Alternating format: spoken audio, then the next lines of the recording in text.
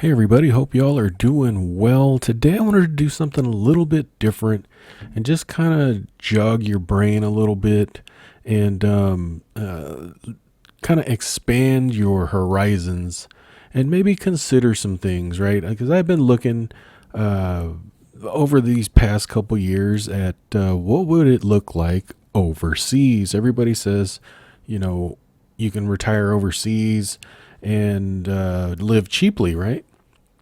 And this is true. This is actually true. Um, would you want to do it though? I know it's a huge step, especially for us that have just grown up in America and that's all we know. But at least if you want to retire with less, right? You got to at least look at all your options. And what I want to share with you today is internationalliving.com. I'm not affiliated with this at all. What I am affiliated with, though, is the Amazon link down below. If you click on that Amazon link, I think Amazon Day or Prime Day is coming up. If you use that link, that's a great way to support the channel at no extra cost to you. You just click that link, go shop for whatever you want to shop for, buy it, and after you've clicked that link and completed your purchase, Amazon sends me a small commission just for that. So that's a great way. But I am not affiliated with internationalliving.com. But I wanted to just go over a quick calculator that they have, and then we'll go over a country that I think, as far as someone who's never been overseas, would, an easy one that you can test out, right? And just see if it's something for you. So let's dig in. So International Living, your overseas retirement calculator. Now, we'll click here, let's get started. But what I want to do here is show you how it works. So it is based on the 50-30-20 rule, which allocates 50% of your income towards necessities such as housing and bills. After that, 30% can be allocated to your wants, including dining, entertainment, travel, and so on. The final 20% can go toward financial goals such as saving and paying off debt. It is also assumed that you have in savings an amount that matches the total annual cost of living for a specific location. In other words, if the cost of living is $20,000 a year, that's how much you should have in savings before you consider retiring there. So for someone like myself, with the net worth that's small, right? Could we make it in a different country on a small amount, right? So we'll just enter my information. So I am 40. Like I see, it's pre-populated at 46, but I just had a birthday a couple weeks ago, so I got to change that to 47. I will click next. And then your expected annual household income in retirement. Now, this could be dividend income. This could be options income. This could be Social Security. This could be remote work, anything that you have, right? So we're going to just be modest and say $24,000, which is $2,000 a month. Click next. And it says, how much do you expect to have in savings when you retire? Combined with your annual income, this will help determine how far your money will go in the best overseas destination. And I'm going to choose $150,000 because that's essentially almost what I have now. So we'll click next, and then it'll populate and figure out where we can retire. And surprisingly, I could retire pretty much this year. And you'll see here, generate the report. Right now, you can retire. I can retire in Vietnam at $1,000 a month. Or number two, I can retire in 32 days. I don't know how they calculate that, but in Bolivia for $1,000.35. Bali, Cambodia, Nicaragua, Thailand, Malaysia, Italy, Dominican Republic in a couple years. Here's Mexico, and this is the one I want to focus on, Mexico. So in 2024, it says I can retire in Mexico, right? You can click on this, and it gives you grading, how they grade how retiring in Mexico is. So cost of living is high, not high, but it's highly ranked, I should say.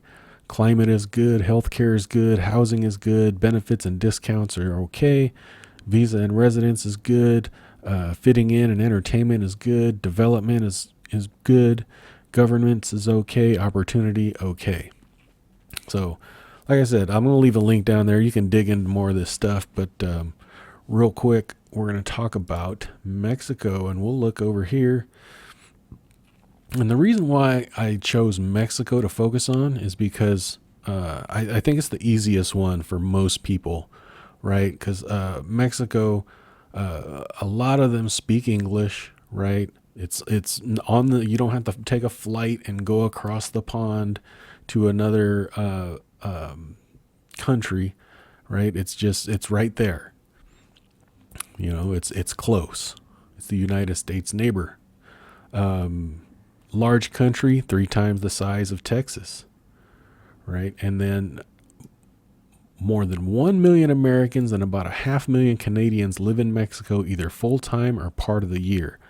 There are a lot of snowbirds in the country in winter, especially from the northern U.S. and Canada.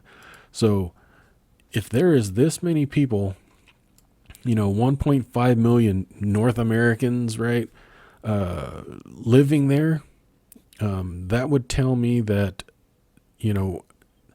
it's mostly safe, right? You could probably acclimate pretty easily to something like that. English is probably well spoken. If you stay near, probably, it'll probably be like a touristy area in a sense, but maybe if you stayed like outside of the tourist area, they say it is a great idea to learn Spanish, but you don't have to be fluent. We also have Google, translate and all that good stuff. So,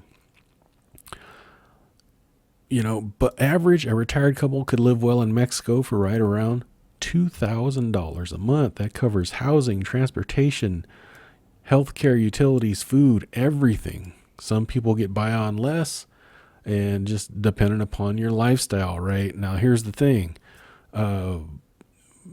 When you talk about this, right, you say $2,000 a month. When you go down there, you can't live like a tourist, right? Because if you're going to live like a tourist, it's going to be a lot more than $2,000 a month. This $2,000 a month is for people that are living there. There's a big difference between people on vacation and people living in a place, right? So you would probably, I would imagine, go down there and be a tourist and have a tourist budget for the first month, and then you'll figure out, man, I just blew through $5,000. I probably need to settle down because if you're retired, you got time. So they also have on this website is a breakdown of the cost of living. They said $2,000 a month, and they give you a sample budget. Now, I don't know, if this is updated to 2022 prices or not. But, again, this is just a jumping board for you to dig a little deeper if it interests you. Right? So full breakdown of the cost of living in Mexico. Let's see if we can zoom in on this a little bit more. There we go. Rent, furnished 2-bedroom home, $750. Electricity, $30. Water, $15. Gas, now this is home gas, not gas for your car, $30. So heating water, maybe heating the home. This is interesting. Household help, a maid 3 times a week, $135 a month. Now, I mean, you can cut that out if you wanted to, but holy cow, $135 to have a maid 3 times a week clean your house? That's pretty crazy. Internet, $20. I would imagine internet might be a little bit more money than that. Cell phone is $10. That seems cheap. But again, I don't know because I've never been in Mexico. I don't know how it works. Cable and pay TV is $35. Most people, I would anyway, not even get that. And then healthcare, that's something you might want to look into. There's a notation down below. We might read into that. $85 for 2 people a month. And then transportation, car maintenance, public transport. Now this is saying you do not have a car, actually. This is the $30 a month is for public transportation. I saw that in the notes because I think if you owned a car, it'd probably be a little bit more than that. Groceries, like I said, you're not a tourist. You're going to be cooking your own food. You're going to be living in another country. $350.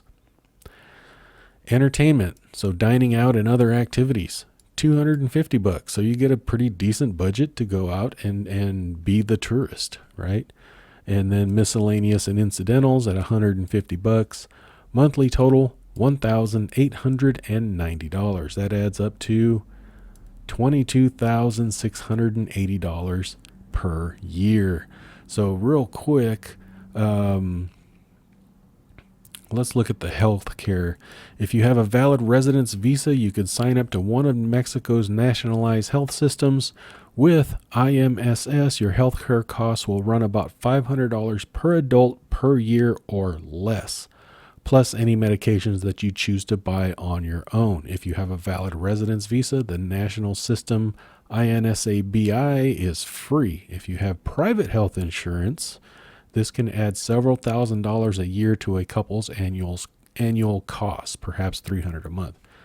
I don't understand, you'd have to dig a little deeper into the healthcare if that's really important to you. But like I said, this is a jumping off point. Check out this website. You can look through all the different countries and get free reports. It is a magazine, so they will try to probably have you sign up and spend money, but I wouldn't do it if I were you. There's tons of information online and even different YouTubers that are international that you can get some boots on the ground information from. But this is a good jumping off point, internationalliving.com. Check it out and let me know in the comments. Would you consider being overseas, living overseas? I know I talk to a lot of people that are in Thailand and Vietnam and in Philippines, things like that. So I know Dave from Hidden Freedom, he's talking about going over to Vietnam or something like that. So, hey, it's one way, because with my net worth right now, and I can actually go to a different country and retire, kick up my feet, and, not worry about the stresses of day-to-day life. Well, I shouldn't say that. You'd probably worry still, to be honest with you. But anyway, you catch my drift. Hope you guys enjoyed. If you want more of this content, let me know. Talk to you later. Thanks. Bye-bye. I am not a financial advisor. The information contained in this video is for entertainment and informational purposes only. It is not intended to be investment advice. Please seek a licensed professional for any investment, tax, or legal advice. Thank you.